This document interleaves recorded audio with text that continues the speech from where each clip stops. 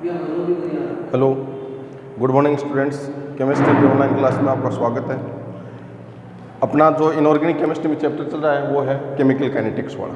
तो पिछली जो वीडियो क्लास थी अपनी, उसमें मैंने आपको अणुसंख्यता या आणविकता तक करवा दिया था। तो थोड़ा सा रिवाइज करें अपन। अणुसंख्यता या आणविकता क्या होती है, तो उसमें लिखा था कि किसी रासायनिक अभिक्रिया में भाग लेने वाले अभिकारक के अणुओं की संख्या क्या कहलाती है, अणुसंख्यता कहलाती है। जैसे एक सामान्य अभिक्रिया लेके चले अपन, ए प्लस में बी, आगे मान लो कोई प्रोडक्ट अपने को प्राप्त होता है। तो यहाँ पर अभिकारक के कितने अणु भाग ले रहे हैं, 2 अणु भाग ले रहे हैं, इसलिए इस अभिक्रिया की अणुसंख्यता का मान कितना होगा, 2 होगा। ठीक है। दूसरा अपने लिखा था कि अणुसंख्यता एक सैद्धांतिक पद होता है, थ्योरेटिकल पद होता है। तो अणुसंख्यता ज्ञात करने के लिए कोई भी अपने को प्रैक्टिकल की आवश्यकता नहीं होती, सीधा एक संतुलित रासायनिक समीकरण है, उसमें अभिकारक अणुओं की संख्या को देखकर अपन अणुसंख्यता को ज्ञात कर सकते हैं, इसलिए अपन कहते हैं ये एक सैद्धांतिक पद होता है। तीसरी चीज़ एक मैंने लिखवाई थी कि किसी भी रासायनिक अभिक्रिया में अभिक्रिया के लिए अणुसंख्यता का मान कभी भी शून्य प्राप्त नहीं हो सकता है, क्योंकि अणुसंख्यता का मान शून्य प्राप्त होने का मतलब क्या हो कि अभिकारक के अणुओं की संख्या शून्य है, और जब अभिकारक के अणुओं की संख्या शून्य होगी तो वो अभिक्रिया संपन्न नहीं हो सकती। एक चीज़ अपन ने और लिखी थी कि अणुसंख्यता का अधिकतम मान कितना होता है, 3 होता है, 3 से ज़्यादा नहीं हो सकता। क्यों नहीं हो सकता? क्योंकि एक कोलिजन थ्योरी अपन पढ़ेंगे, एक टक्कर सिद्धांत अपन पढ़ेंगे, उसके अकॉर्डिंग एक साथ 3 से अधिक अभिकारक के अणुओं की परस्पर टक्कर नहीं हो सकती है, जिससे उत्पाद बनने की संभावना नहीं होगी, इसलिए अणुसंख्यता का मान 3 से अधिक नहीं होगा। लेकिन कुछ अभिक्रियाएं ऐसी होती हैं जो प्राथमिक अभिक्रिया अगर अपन उसकी देखेंगे तो अणुसंख्यता का मान 3 से अधिक अपने को प्राप्त होगा। तो ऐसी अभिक्रियाओं के लिए क्या होता है, प्राथमिक अभिक्रिया को देखने पर अणुसंख्यता कितनी नजर आएगी अपने को, 3 से अधिक नजर आएगी। तो ऐसी अभिक्रियाएं क्या होती हैं, 1 से अधिक पदों में संपन्न होती हैं। अनेक पद होंगे, 1 से अधिक पद होंगे, और उन पद में से जो सबसे स्लो पद होगा, जो सबसे धीमी गति से संपन्न होने वाला पद होगा, उस पद को अपन क्या कहते हैं, वेग निर्धारक पद कहते हैं। और वेग निर्धारक पद में जो अभिकारक के अणुओं की संख्या होगी उसकी वो क्या कहलाएगी, अणुसंख्यता कहलाएगी। अपन ने एक एग्जाम्पल लेके भी इसको अच्छी तरह से एक्सप्लेन किया था। ठीक है। आज का जो टॉपिक रहेगा वो है अभिक्रिया की कोटि। इस लेसन की दृष्टि से अत्यंत महत्वपूर्ण टॉपिक है, अभिक्रिया की कोटि क्या होती है। ठीक है। तो देखो अपन इसकी परिभाषा देखें, अभिक्रिया कोटि क्या है। क्या लिखा अपन ने कि किसी रासायनिक अभिक्रिया के प्रायोगिक रूप से निर्धारित वेग समीकरण में अभिकारकों की सांद्रताओं के घातांकों का योग क्या कहलाता है, अभिक्रिया की कोटि कहलाती है। कोई भी रासायनिक समीकरण है, उसके प्रायोगिक रूप से अपन उसकी वेग समीकरण लिखें, और वेग समीकरण में अभिकारकों की सांद्रताओं की जो घातांक होगी, उन सभी घातांकों का योग उस अभिक्रिया की क्या कहलाता है, कोटि कहलाता है। ठीक है। अब देखो, वेग समीकरण क्या है, एक प्रायोगिक मान है, प्रैक्टिकली वैल्यू होती है वेग समीकरण, है ना। इसलिए अपन कह सकते हैं कि अभिक्रिया की कोटि भी क्या होगा, एक प्रायोगिक मान होगा। ध्यान रखना, अणुसंख्यता तो क्या है, एक थ्योरेटिकल है, और अभिक्रिया की कोटि क्या है, प्रैक्टिकली वैल्यू होती है, प्रायोगिक मान होता है। दूसरा देखो, किसी अभिक्रिया की कोटि शून्य हो सकती है, 1 हो सकती है, 2 हो सकती है, 3 हो सकती है, ऋणात्मक प्राप्त हो सकती है, और ऋणात्मक भी हो सकती है।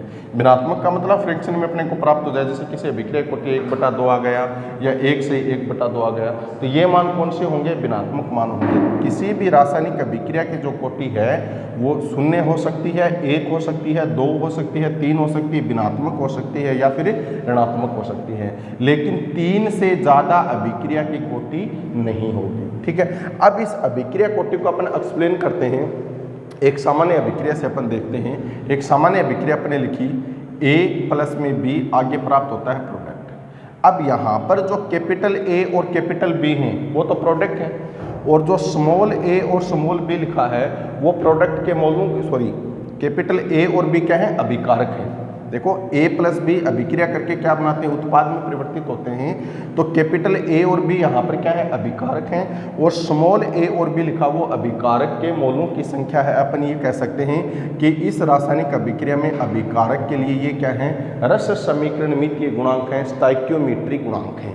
ठीक है। तो अब इस सामान्य अभिक्रिया के लिए अपन क्या लिखें, वेग समीकरण लिखें। तो वेग समीकरण की अपने जो परिभाषा लिखी थी उसमें मैंने क्या बताया था, जो वेग व्यंजक अपने लिखा था या जिसको अपने वेग नियम कहते हैं, उसमें क्या लिखा था, किसी भी रासायनिक अभिक्रिया का वेग अभिकारकों की सांद्रताओं के गुणनफल के समानुपाती होता है। तो इस अभिक्रिया के लिए अपन अभिक्रिया वेग लिखे, वेग समीकरण लिखे, तो अभिक्रिया वेग समानुपाती होगा अभिकारक ए की सांद्रता और अभिकारक बी की सांद्रता। अब ये जो सांद्रता के घातांक ए के लिए क्या है x और b के लिए क्या है y, जब अणुसंख्यता करवाई तब भी मैंने इसी प्रकार का एग्जाम्पल लिया था और वहाँ पर भी बताया था कि जो ये सांद्रता के घातांक जो पावर अपन लगाते हैं वो अभिकारकों के जो स्टाइक्योमेट्रिक गुणांक हैं उनके बराबर हो भी सकता है और नहीं भी हो सकता। इसलिए ये वैल्यू तो अपने को प्रैक्टिकली ही पता लगेगी। इसी कारण अपन कहते हैं कि अभिक्रिया की कोटि क्या होगी, प्रैक्टिकली होगी, प्रायोगिक मान होगा। ठीक है, अब यहाँ से समानुपाती चिन्ह को हटाया तो अभिक्रिया वेग इक्वल टू अपने पास क्या आ गया, के ए की सांद्रता की पावर x इंटू में बी की सांद्रता की पावर क्या है y। ठीक है, यहाँ पर के क्या होता है, अभिक्रिया वेग स्थिरांक या अभिक्रिया वेग नियतांक, रेट कांस्टेंट अपन इसको बोलते हैं। अब देखो इस अभिक्रिया के लिए अभिक्रिया की कोटि लिखे हैं अपन, तो परिभाषा में क्या लिखा है अपन ने कि वेग समीकरण में अभिकारकों की सांद्रताओं की घातांक। तो ये जो समीकरण है ये इस अभिक्रिया के लिए क्या है, वेग समीकरण है, वेग नियम है, या अपन इसको क्या कहेंगे, वेग व्यंजक कहेंगे। अब इसमें जो अभिकारकों की जो सांद्रताओं की घातांक हैं उन सांद्रताओं के घातांकों का योग इस अभिक्रिया की क्या कहलाएगा, कोटि कहलाएगा। तो देखो इस अभिक्रिया के लिए अपन ने जो वेग समीकरण लिखा उसमें अभिकारकों की सांद्रता ए की सांद्रता के घातांक क्या है x और b की सांद्रता के घातांक क्या है y। तो इस अभिक्रिया के लिए अभिक्रिया कोटि क्या होगा, सांद्रताओं के घातांकों का योग मतलब क्या हुआ, x प्लस y। ठीक है, तो इस सामान्य अभिक्रिया के लिए अभिक्रिया कोटि क्या होगा, x प्लस y होगा। दूसरी महत्वपूर्ण चीज इसमें देखो कि यहाँ पर जो x है वो अभिकारक A के संदर्भ में व y अभिकारक B के संदर्भ में अभिक्रिया कोटि है। ठीक है, तो देखो अपन ने क्या लिखा है अभिक्रिया कोटि में कि अभिकारकों की सांद्रता की जो घातांक होगी वो उस अभिक्रिया की क्या होगी, कोटि होगी। अब एक एग्जाम्पल अपन लें, जैसे अभिकारक A है वो प्रोडक्ट में कन्वर्ट हो गया। जरूरी थोड़ी होता किसी रासायनिक अभिक्रिया में एक से अधिक अभिकारकों, भिन्न भिन्न अभिकारकों, एक भी अभिकारक हो सकता है। तो इसके लिए अपन अभिक्रिया वेग लिखें या वेग समीकरण लिखें तो समानुपाती के, मान लो ए की सांद्रता की पावर अपन क्या लगा देते हैं, x लगा देते हैं। ठीक है, समानुपाती चिन्ह को हटाया तो वेग इक्वल टू क्या गया, अभिक्रिया वेग इक्वल टू गया के ए की सांद्रता की पावर क्या है, x। अब अभिक्रिया की कोटि की डेफिनेशन से देखें तो इस अभिक्रिया के लिए अभिक्रिया कोटि क्या होगा, सांद्रताओं के घातांकों का योग। तो यहाँ पर तो एक ही अभिकारक है, इसकी सांद्रता के घातांक क्या x है, तो इस अभिक्रिया की कोटि क्या होगा, x होगा। तो अपन ये इसको ऐसे भी तो कह सकते हैं कि यहाँ पर जो x है वो अभिकारक A के संदर्भ में क्या है, अभिक्रिया की कोटि है। इसी प्रकार इस अभिक्रिया में अपने दो अलग अलग अभिकारक लिए हैं, तो इन दोनों अलग अलग अभिकारकों की सांद्रताओं की जो घातांक होंगी वो इन अभिकारकों के संदर्भ में क्या होंगी, अभिक्रिया कोटि होंगी।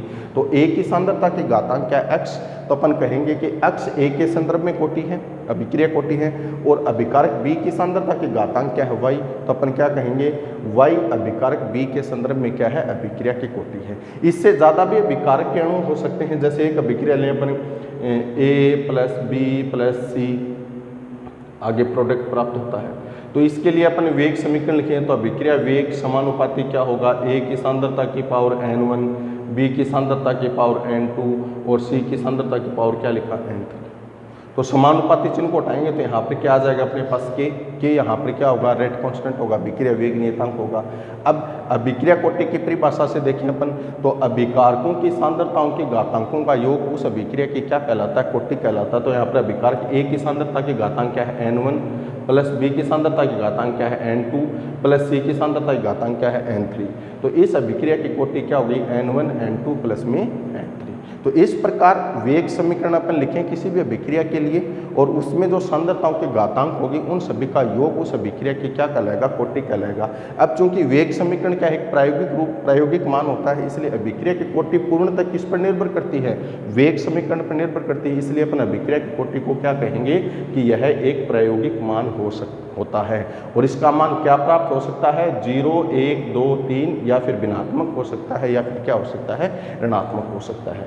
तो इस प्रकार अपन अभिक्रिया कोटि की पहचान कर सकते हैं, अभिक्रिया कोटि को परिभाषित कर सकते हैं। ठीक है, अब देखो जो नेक्स्ट अपना टॉपिक रहेगा वो जो अपन इससे पहले ऑनलाइन क्लास के अंदर अणुसंख्यता किया था और आज अपन ने जो स्टार्ट किया अभिक्रिया कोटि, इन दोनों में क्या है, अंतर है। तो ये अंतर आपको लिखने हैं, ये आपका होमवर्क है, अणुसंख्यता व अभिक्रिया कोटि में अंतर। ठीक है, तो कम से कम 4 अंतर आपको आने चाहिए, मैं बता देता हूं, आपको लिखना है। देखो अणुसंख्यता और अभिक्रिया कोटि में अंतर अपन देखें तो सबसे पहले इनकी परिभाषा देखें। अणुसंख्यता क्या है, अभिक्रिया में भाग लेने वाले अभिकारक के अणुओं की संख्या। अभिक्रिया कोटि क्या है, वेग समीकरण में अभिकारकों की सांद्रताओं के घातांकों का योग। एक अंतर हो गया। दूसरा देखो, अणुसंख्यता एक सैद्धांतिक मान होता है, अभिक्रिया कोटि क्या होता है, एक प्रायोगिक मान होता है। 2 अंतर हो गए। तीसरा अंतर, अणुसंख्यता का मान कभी भी शून्य नहीं होता, अभिक्रिया की कोटि का मान शून्य प्राप्त हो सकता है। तीसरा चौथा अंतर अपन क्या लिख सकते हैं कि अणुसंख्यता पूर्णांक के रूप में प्राप्त होते हैं, यानी पूर्ण मान अपने को प्राप्त होगा। ठीक है, तो अभिक्रिया की कोटि अपन क्या लिखेंगे कि अभिक्रिया की कोटि भिन्नात्मक भी प्राप्त हो सकती है। अणुसंख्यता क्या होगी, पूर्णांक, और अभिक्रिया कोटि क्या होगी, भिन्नात्मक। पांचवा अंतर अपन क्या लिख सकते हैं, देखो अभिक्रिया कोटि के लिए किसकी आवश्यकता है, वेग समीकरण या वेग व्यंजक की आवश्यकता होती है, और अणुसंख्यता के लिए वेग समीकरण या वेग व्यंजक की आवश्यकता नहीं होती। तो ये 4-5 अंतर अपन अणुसंख्यता और अभिक्रिया कोटि में लिख सकते हैं। तो ये क्वेश्चन आपको होमवर्क के रूप में करना है और बोर्ड एग्जाम में भी 1-2 बार ये क्वेश्चन पूछा हुआ है कि अणुसंख्यता और अभिक्रिया कोटि में अंतर लिखिए। ठीक है, अब इसके पश्चात अपन इस पर आधारित कुछ क्वेश्चन करते हैं। तो देखो 2 क्वेश्चन अपने लिखे हैं। पहला क्वेश्चन क्या है कि निम्न वेग व्यंजकों से अभिक्रिया कोटि लिखिए। कुछ अभिक्रियाओं के लिए वेग व्यंजक लिखे हुए हैं या वेग समीकरण लिखे हुए हैं या वेग नियम लिखा हुआ है, उससे अपन अभिक्रिया कोटि की पहचान कैसे कर सकते हैं। तो देखो एक इससे पहले मैंने आपको क्वेश्चन करवाया था अभिक्रिया कोटि की पहचान करने का, उसमें मैंने आपको सिर्फ किसका मान लिखवाया था, के का मान लिखवाया था, जैसे 2.3 × 10⁻³ प्रति सेकंड। तो यहाँ पर इस प्रकार अपन के मान के आधार पर भी अभिक्रिया कोटि की पहचान कर सकते हैं। क्यों, क्योंकि प्रत्येक कोटि के लिए के का मात्रक क्या होगा, अलग अलग होगा। शून्य कोटि के लिए अलग प्राप्त होता है, प्रथम कोटि के लिए अलग प्राप्त होता है और द्वितीय कोटि के लिए अलग प्राप्त होता है। तो उस के जो वेग स्थिरांक या जिसको अपन वेग नियतांक कहते हैं, इसके आधार पर भी अभिक्रिया कोटि की पहचान हो सकती है। दूसरा, यदि किसी अभिक्रिया के लिए अपने को वेग समीकरण मिल जाए, वेग व्यंजक अगर अपने को मिल जाता है, तो भी अपन अभिक्रिया कोटि की पहचान कर सकते हैं। तो देखो अपने पास पहला क्या है, अभिक्रिया वेग इक्वल टू लिखा हुआ के, ए की सांद्रता की पावर 1 और बी की सांद्रता की पावर क्या है, 1 है। तो यहाँ पर अपन अभिक्रिया कोटि की जो डेफिनेशन है उसको अप्लाई करते हैं। वो अभिक्रिया कोटि की परिभाषा अपने को क्या कहती है कि किसी भी रासायनिक अभिक्रिया के लिए अपन जो वेग व्यंजक लिखें, वेग समीकरण लिखें या वेग नियम लिखें, उसमें अभिकारकों की सांद्रताओं के घातांकों का जो योग होता है वो उस अभिक्रिया की क्या कहलाती है, कोटि कहलाती है। तो इस अभिक्रिया में कितने अभिकारक हैं, 2 हैं। एक तो ए है और दूसरा क्या है, बी है। ए की सांद्रता की पावर क्या है, 1, बी की सांद्रता की पावर क्या है, 1। तो 1 + 1 = कितना हो गया, 2। यानी इस अभिक्रिया की कोटि क्या हो गई, द्वितीय कोटि की अभिक्रिया हो गई। ठीक है, अभिक्रिया कोटि की परिभाषा के अकॉर्डिंग अपने ये लिखा है, इसमें क्या थी परिभाषा कि वेग व्यंजक या वेग समीकरण में अभिकारकों की सांद्रताओं के घातांकों का योग उस अभिक्रिया की क्या होती है, कोटि होती है। उसी प्रकार एक अन्य अभिक्रिया के लिए वेग समीकरण अपने पास लिखी हुई है। इसमें भी 2 अभिकारक हैं, ए की सांद्रता की पावर 0 दे रखी है और बी की सांद्रता की पावर क्या, 1। तो अभिक्रिया कोटि की डेफिनेशन के अकॉर्डिंग सांद्रताओं का घातांक यानी ए की सांद्रता की घातांक 0 + बी की सांद्रता की घातांक कितनी, 1। तो इस अभिक्रिया की कोटि क्या हो गई, 1 हो गई, यानी एक प्रथम कोटि की अभिक्रिया है। उसी प्रकार तीसरा वेग व्यंजक अपने पास लिखा हुआ है कि ए की सांद्रता की पावर 1 और बी की सांद्रता की पावर कितनी है, 1/2। तो 1 + 1/2। ठीक है, तो इस अभिक्रिया की कोटि क्या होगी, भिन्नात्मक कोटि होगी। ठीक, तो इस प्रकार किसी भी रासायनिक समीकरण के लिए अपने पास वेग व्यंजक लिखे हुए हैं। वेग समीकरण लिखा हुआ है या वेग नियम लिखा हुआ है तो उसके आधार पर भी अपना अभिक्रिया कोटि की पहचान कर सकते हैं। सिर्फ सांद्रताओं के घातांकों का क्या करना है, योग अपने को करना है। ठीक है, तो इस प्रकार का 1 नंबर का क्वेश्चन भी कई बार परीक्षा के अंदर पूछ लिया जाता है। इस लेसन में से 1 नंबर का क्वेश्चन निश्चित तौर पर आएगा। वो छोटे न्यूमेरिकल तौर पर भी हो सकता है, कोई छोटी मोटी परिभाषा भी हो सकती है, या जो वेग स्थिरांक k है इसका मात्रक भी उसमें पूछा जा सकता है, या इस प्रकार से अभिक्रिया की कोटि पहचान करना भी उसमें से पूछा जा सकता है। सेकंड क्वेश्चन इंपॉर्टेंट है। क्या लिखा हुआ है कि अणु x का y में रूपांतरण द्वितीय बलगतिकी के अनुसार होता है। यदि अभिकारक x की सांद्रता को 3 गुणा कर दिया जाए तो अभिक्रिया का वेग क्या होगा। महत्वपूर्ण है ये क्वेश्चन। देखो क्या लिखा हुआ है क्वेश्चन में कि x का y में रूपांतरण किसके अकॉर्डिंग होता है, द्वितीय बलगतिकी के अकॉर्डिंग। मतलब अभिक्रिया की कोटि यहाँ पर क्या है, द्वितीय कोटि की अभिक्रिया है। अब यदि इस द्वितीय कोटि की अभिक्रिया में अभिकारक जो अपने लिया है x, उसकी सांद्रता को कितने गुणा किया जा रहा है, यहाँ पर 3 गुणा, तो अभिक्रिया का वेग क्या होगा। तो देखो इसका अपन सॉल्यूशन लिखें तो सबसे पहले जो क्वेश्चन के अंदर दे रखा उसी के अकॉर्डिंग अपन अभिक्रिया लिखें। तो x किस में कन्वर्ट होता है, y में। अब इस अभिक्रिया के लिए अपन क्या लिखें, वेग समीकरण या वेग व्यंजक लिखें। तो देखो अपन लिखें वेग नियम से। तो अभिक्रिया वेग अपन r लिख दें तो R1 समानुपाती क्या होगा, जो अभिकारक x है उसकी सांद्रता। ठीक है, तो अभिकारक x की सांद्रता। अब देखो अभिक्रिया की कोटि यहाँ पर क्या है, सेकंड ऑर्डर रिएक्शन है, द्वितीय कोटि है। तो अभिक्रिया की कोटि की अपन पहचान कैसे करते हैं कि किसी भी अभिक्रिया के लिए अपन जो वेग नियम लिखें उसमें अभिकारक की सांद्रता की जो घातांक होगी वही तो उस अभिक्रिया की कोटि होगा। तो यहाँ पर अभिक्रिया की कोटि कितनी दे रखी है, 2 दे रखी है। तो मतलब यहाँ पर x की सांद्रता की घातांक कितनी होगी, 2। या फिर अपन इसको ऐसे भी लिख सकते हैं R1 equal to k, x की सांद्रता का पावर कितनी आई, 2 आई। समीकरण नंबर 1। ठीक है, तो ये इस अभिक्रिया के लिए क्या होगा, वेग नियम होगा। यानी क्वेश्चन का आधा पार्ट अपन ने कर लिया। अब सेकंड पार्ट में क्या है कि x की सांद्रता को 3 गुणा कर दिया जाए तब वेग क्या होगा। तो अपन क्या लिखेंगे, देखो अभिकारक x की सांद्रता को 3 गुणा करने पर, तो अपन R2 लिख सकते हैं इक्वल टू k, कितने गुणा किया, 3, तो 3x सांद्रता की पावर क्या होगी, 2। या फिर अपन इसको ऐसे लिख दें R2 इक्वल टू k 3 की पावर 2 इंटू में x की सांद्रता की पावर 2, या R2 इक्वल टू अपन क्या लिख सकते हैं 9k x की सांद्रता की पावर 2, समीकरण नंबर 2।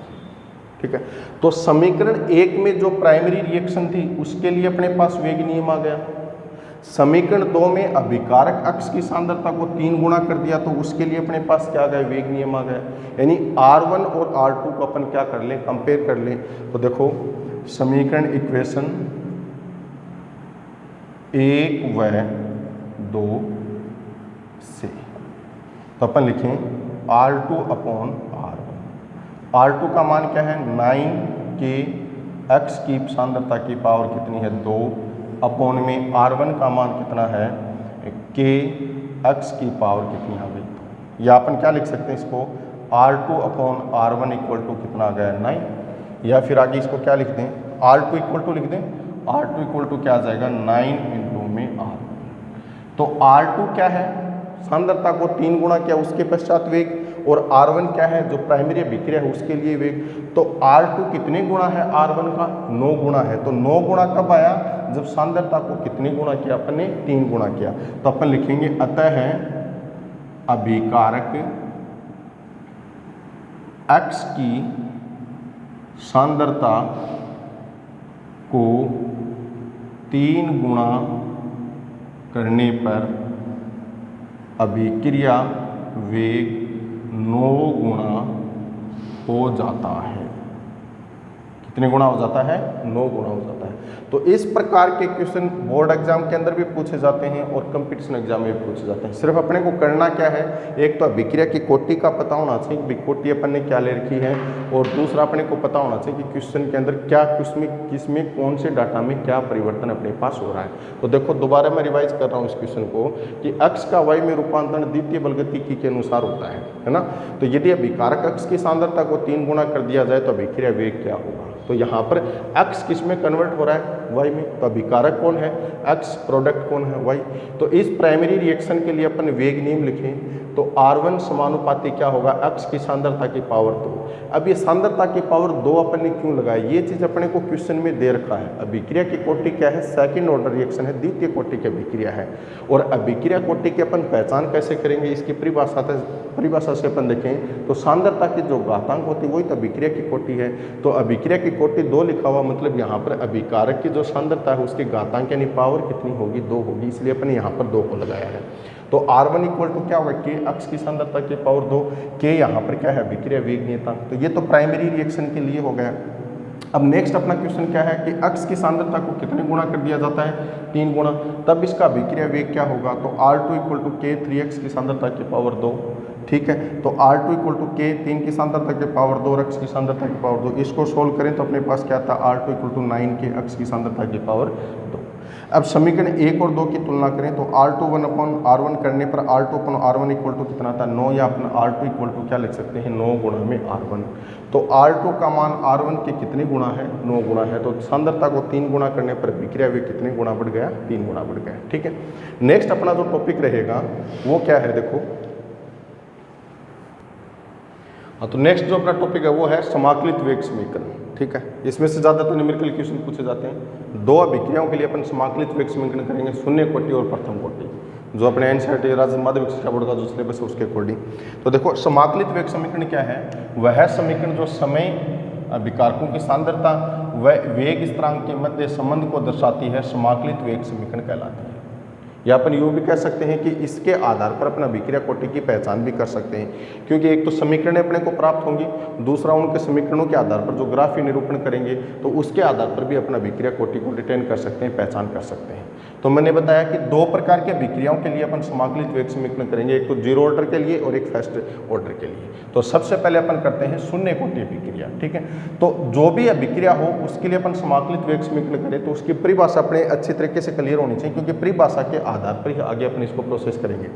तो अभिक्रिया कोटि की परिभाषा के अनुसार शून्य कोटि यानी इस अभिक्रिया की कोटि क्या शून्य है। तो अभिक्रिया कोटि क्या कहती है कि अभिकारकों की सांद्रता की जो पावरों की घातांक होगी वही तो उस अभिक्रिया की कोटि कहलाएगी। यदि अपन किसी अभिक्रिया के लिए अपन शून्य कोटि करें तो मतलब उस अभिक्रिया में अभिकारकों की सांद्रता की जो घातांकों का योग है वो योग क्या है, शून्य है, इसीलिए वो क्या होगी, शून्य कोटि होगी। तो अपन इसकी परिभाषा क्या लिख सकते हैं कि वह अभिक्रिया जिसमें अभिक्रिया वेग अभिकारकों की सांद्रताओं के शून्य घातांक के अनुक्रमानुपाती होता है, या फिर अपन इसको कह सकते हैं समानुपाती होता है। या वह अभिक्रिया जिसमें अभिक्रिया वेग अभिकारकों की प्रारंभिक सांद्रता पर निर्भर नहीं करता है, क्या कहलाएगी, शून्य कोटि अभिक्रिया कहलाएगी। भाई अभिकारकों की प्रारंभिक सांद्रता चाहे कितनी भी ले लो, इस प्रकार की अभिक्रियाओं के लिए अभिक्रिया वेग सिर्फ किस पर डिपेंड करेगा, किसके समानुपाती होगा, अभिकारक की सांद्रता के शून्य घातांक।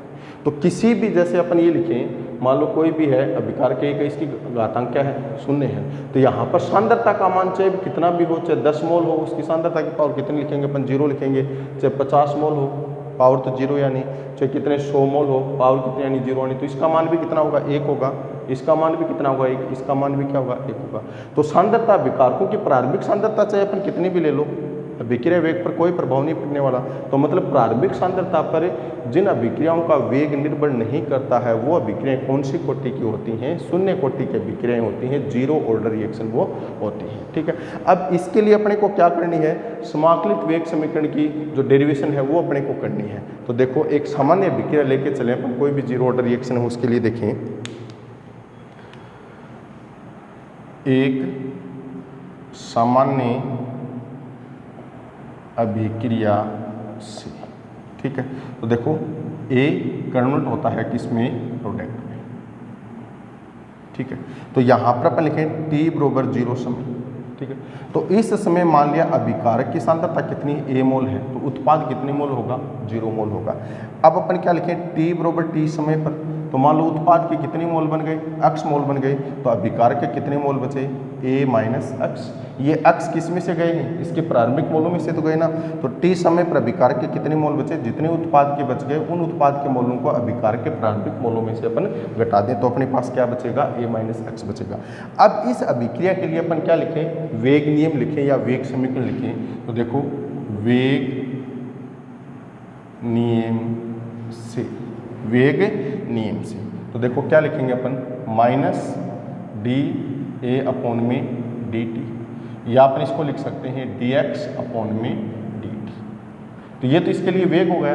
अब परिभाषा के अनुसार इस अभिक्रिया का जो अभिक्रिया वेग है वो किसके अनुक्रमानुपाती, किसके समानुपाती है, जो अभिकारक है उसकी सांद्रता की शून्य घातांक के, अभिकारक की सांद्रता की शून्य घातांक के। तो अभिकारक यहाँ पर क्या ए है, तो अपन लिख सकते हैं समानुपाती ए की सांद्रता की पावर क्या, 0। इसी को आगे लेके चलें तो अपने पास क्या आ जाएगा, D X upon D T समानुपाती ए की सांद्रता की पावर 0, या डी एक्स अपॉन में डी टी इक्वल टू के नोट ए की सांद्रता की पावर 0, या फिर देखो ए की सांद्रता की पावर 0 उसकी वैल्यू कितनी होगी, 1 होगी, तो फिर समीकरण क्या आ जाएगी, D X upon D T equal to क्या आ जाएगा, के नोट। ठीक है, यहाँ पर जो के नोट है वो क्या है, शून्य कोटि अभिक्रिया वेग नियतांक, शून्य कोटि अभिक्रिया वेग नियतांक, या इस समीकरण को अपन ऐसे भी लिख सकते हैं,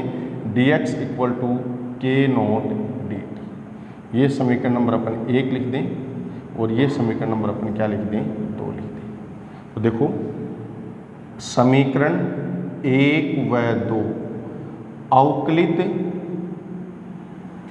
वेग समीकरण कहलाती हैं, अवकलित वेग समीकरण कहलाती हैं। ठीक है, अब अपने को तो समाकलित वेग समीकरण प्राप्त करना है, तो अतः है समाकलित वेग समीकरण। तो समाकलित वेग समीकरण किससे प्राप्त करेंगे अपन, अवकलित वेग समीकरण से। तो अवकलित वेग समीकरण अपने पास कहाँ पर है, समीकरण 1 और 2 में है, तो इन दोनों में से कोई भी एक समीकरण अपन ले लें। तो देखो समीकरण 2 से, तो समीकरण 2 क्या है, डी एक्स इक्वल टू के नोट डी टी।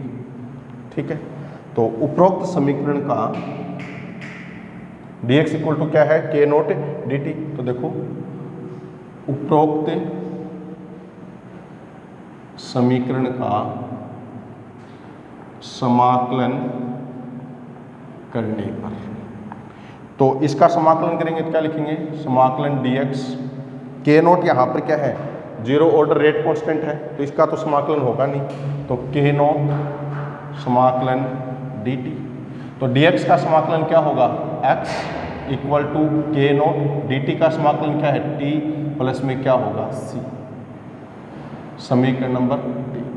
सी यहाँ पर क्या है, समाकलन स्थिरांक, सी यहाँ पर क्या कहलाएगा, समाकलन स्थिरांक कहलाएगा। अब देखो यहीं से अपन इसको आगे करें, यदि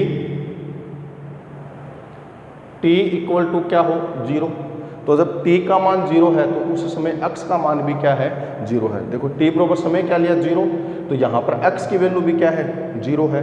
तो यहाँ पर t इक्वल टू 0 व x इक्वल टू 0 हो तो समीकरण 3 क्या हो जाएगी, x का मान कितना लिया, 0, t इक्वल टू 0 होगा तो x की वैल्यू क्या होगी, 0 इक्वल टू के नोट, t का मान कितना है, 0 प्लस c, तो c इक्वल टू भी कितना आ जाएगा, 0। यानी समाकलन स्थिरांक का मान क्या प्राप्त हो गया, 0 प्राप्त हो गया। तो c का मान अपन किस में रखें, समीकरण 3 में रखें। तो देखो अतः है c का मान समीकरण 3 में रखने पर, c का मान समीकरण 3 में रखने पर, तो समीकरण 3 क्या हो जाएगी, x इक्वल टू के नोट t प्लस में 0, या x इक्वल टू क्या लिख देंगे, के नोट t।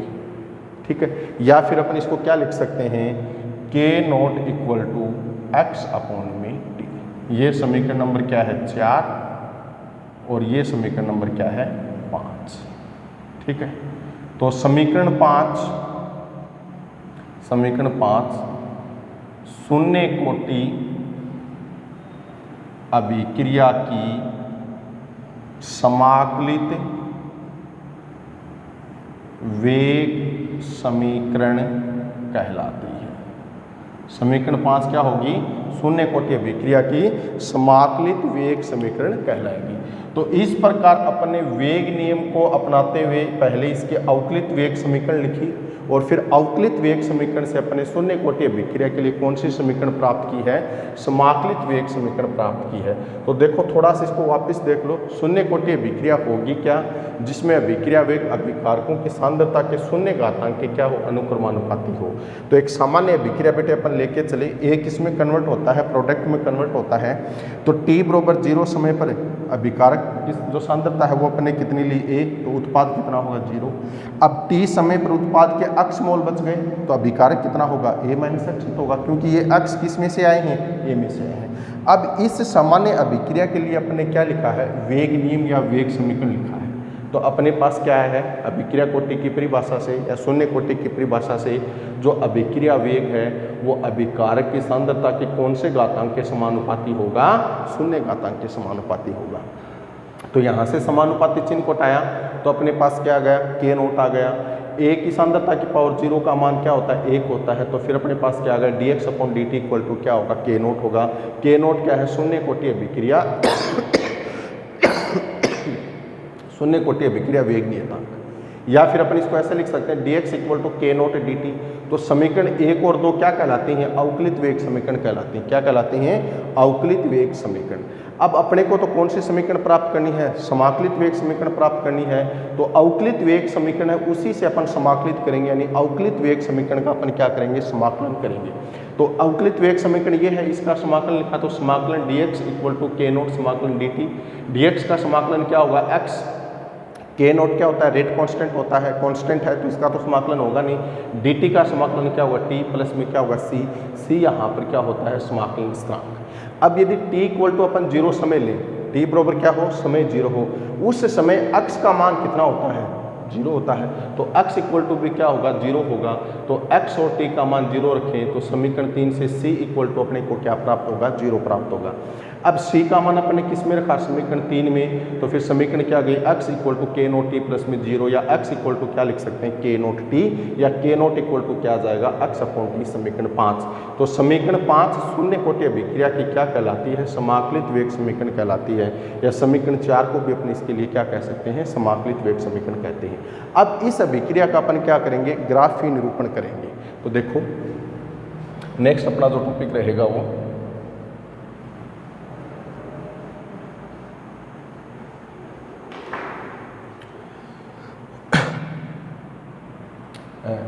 शून्य कोटि अभिक्रिया का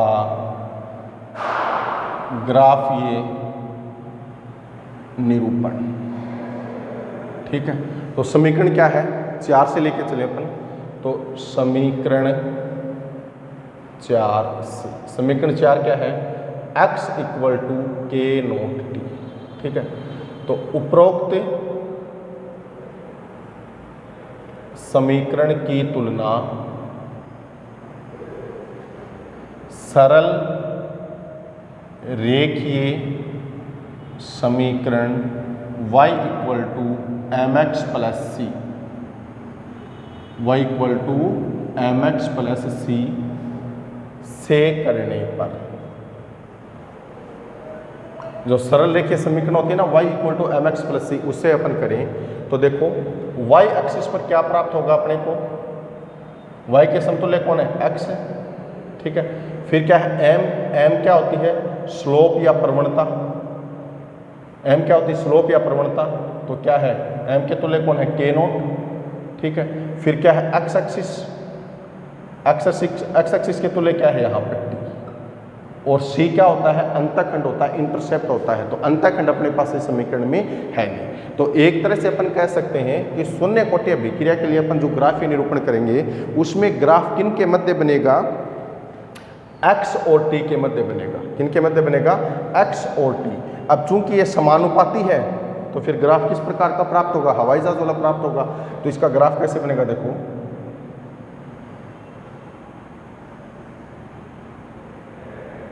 ये वैल्यू कौन सी अपने पास? वाई एक्सिस पर अपने क्या लिया है? एक्स। ये वैल्यू कौन सी है? एक्स एक्सिस है, ये वाई एक्सिस है। तो एक्स एक्सिस पर अपने पास कौन है? टी। दोनों समानुपाती हैं तो ये हवाई जहाज को ऊपर कर दिया। अब यहाँ पर जो स्लोप प्रवणता प्राप्त हो रही है वो क्या है? के नोट। ये इसके लिए क्या हो गई? प्रवणता। स्लोप या फिर अपने इसको क्या लिखें? प्रवणता इक्वल टू क्या होगा? के नोट। तो ये शून्य कोटि अभिक्रिया के लिए क्या हो गया? ग्राफीय निरूपण हो गया। तो इस प्रकार देखो, वाई एक्सिस पर क्या वैल्यू है, एक्स एक्सिस पर क्या वैल्यू है और उसके लिए स्लोप या प्रवणता क्या है, इसके आधार पर भी इन डाटा को देखकर भी अपना अभिक्रिया कोटि की क्या कर सकते हैं? पहचान कर सकते हैं। और कई बार परीक्षा के अंदर कंपटीशन एग्जाम में क्या होता है कि ग्राफ आपको दे दिया जाता है, उसमें से कोई एक चीज़ पूछ ली जाती है। मान लो जैसे ये ग्राफ दे दिया और यहाँ पर स्लोप या प्रवणता इक्वल टू क्या लिख दिया? Question mark. तो प्रवणता ज्ञात करो और अभिक्रिया की कोटि बताओ, है ना। तो एक्स और टी के मध्य है तो प्रवणता यहाँ पर क्या होगी? के नोट वेग स्थिरांक के बराबर होगी। या फिर ये सारे डाटा दे दिए और ग्राफ को देखकर बताइए कि अभिक्रिया की कोटि क्या होगी। तो ये सब डाटा कौन सी कोटि में अपने को प्राप्त होते हैं? शून्य कोटि अभिक्रिया में अपने को प्राप्त होते हैं। ठीक है, तो ये शून्य कोटि अभिक्रिया के लिए क्या हो गया? ग्राफीय निरूपण हो गया। अब इसमें कुछ एग्जाम्पल अपन देखें शून्य कोटि अभिक्रिया के एग्जाम्पल। तो देखो यहाँ से करते हैं अपन।